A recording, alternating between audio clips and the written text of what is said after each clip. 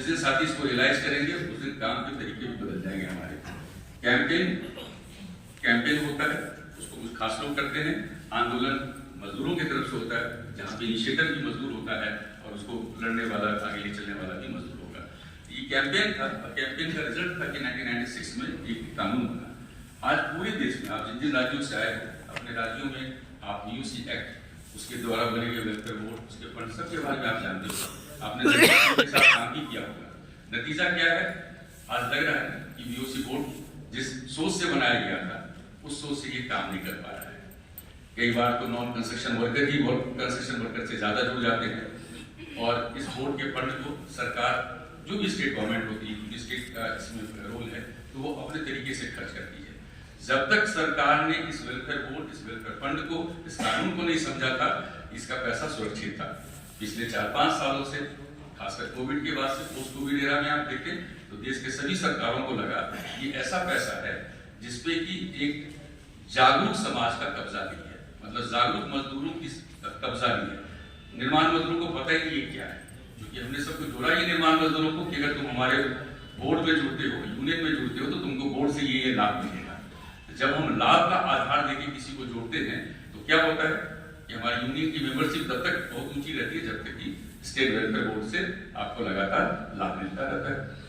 लेकिन अगर state welfare board ने काम करना बंद किया, उसने पैसे का दुरुपयोग किया या उसने किसी और तरीके से मजदूरों तक फायदा नहीं पहुंचाया, तो आप देखोगे आपकी यूनियन की मेंबरशिप भी नीचे चली जाती है। इसका मतलब क्या है?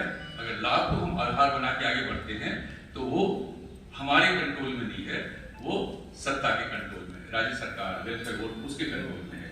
तो ये वाला जो पैटर्न है जिसको लोगों ने तय किया था कि अगर हम कंस्ट्रक्शन वेलफेयर बोर्ड के बीच के साथ ज्यादा से ज्यादा निर्माण मजदूरों को रजिस्टर करेंगे, वहां से जो लाभ मिलेगा, इससे हमारी यूनियन बनेगी, इसमें सवाल है और सभी साथियों को सवाल पे सोचना होगा।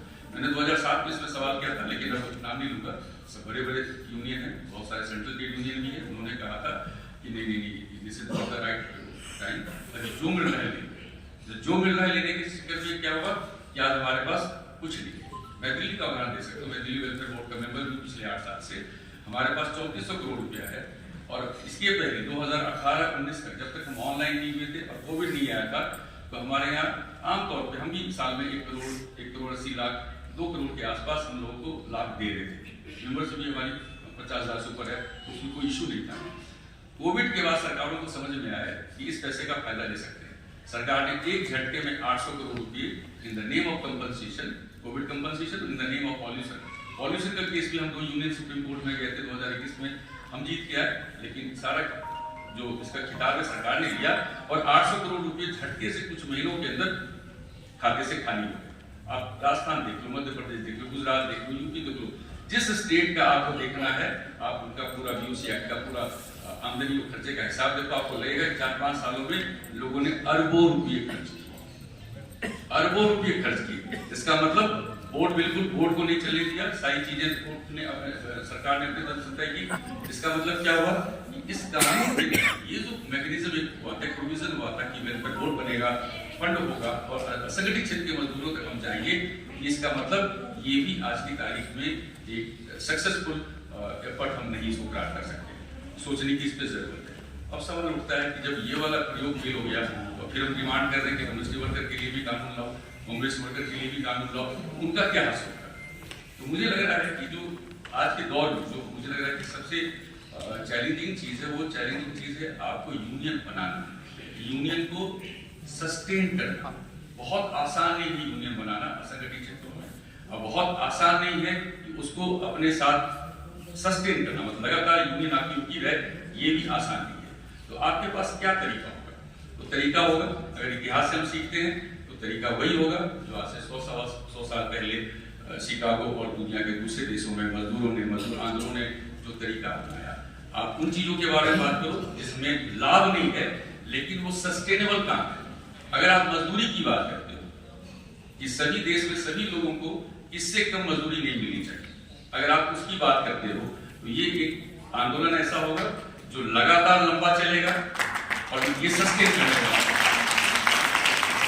और आप कह सकते हो जैसे अभी देश में 2 ही राज्य हैं जिनकी मजदूरी सबसे ऊंची है, जिस जहाँ बैठे हो, ये दिल्ली है, दिल्ली की मजदूरी आज देश में हाईएस्ट मिनिमम वेज हम दे रहे हैं। मिनिमम वेज हमारे पास तय है, मतलब एक बेलदार भी है तो उसका भी 17,500 रुपया है, 8 घंटे काम का 17,494 रुपया, और हो सकता है कि अप्रैल 1 में फिर ये बढ़ जाए 18,000 पहुंच जाए। और ये कैसे हुआ है, तो इसी WPC के अम्ब्रेला के तहत हमने 2015 में जब दिल्ली में नई सरकार बनी थी, हमने डेलीगेशन दिया था, और डेलीगेशन में हमने 8 डिमांड रखा था, और सबसे पहला डिमांड हमने रखा था मिनिमम वेज का, कि मिनिमम वेज आप फिक्स करो। मिनिमम वेज में 2 मामला होता है, एक होता है फिक्सेशन का, एक रिवीजन। मैं सिर्फ जानकारी के लिए दे रहा हूँ, समय तो ज्यादा हो रहा है तो मैं सिर्फ कहने के लिए। अभी देश हमने जब दिल्ली सरकार को के साथ हमने मीटिंग की तो हमने कहा कि आपकी दिल्ली में पिछले 22 वर्षों से मजदूरी फिक्स नहीं की है। 1994 was the last year when the wage was fixed. Revision हर 6-6 महीने पे महंगाई भत्ते के आधार पे अप्रैल और अक्टूबर में होता है, लेकिन मजदूरी फिक्स नहीं थी। पहले की सरकारों को भी दे रहे थे, लेकिन वो देख नहीं रहे थे, मतलब उनको लग रहा था कि हम तो मजदूरी बढ़ाई रहे। लेकिन अब की सरकार ने हमारी बात सुनी, 2016 में उन्होंने एक मिनिमम वेज एडवाइजरी बोर्ड बनाया, और उसमें जो हम लोगों ने तय किया, हमने 2 मापदंड लिए। एक लिया 1957 का इंडियन लेबर कॉन्फ्रेंस का जो एक फार्मूला था कि how to determine the wages, how to fix the wages, हमने उसको लिया।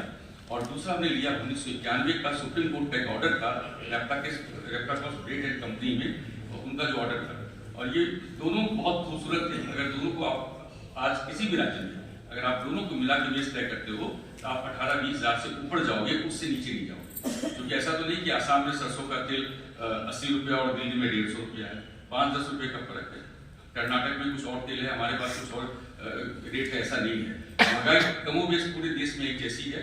हो सकता है कि बड़े शहरों में ज्यादा खर्चा लगे, छोटे शहरों में कम लगे, गाँव में कम लगे, उसका फर्क हो सकता है।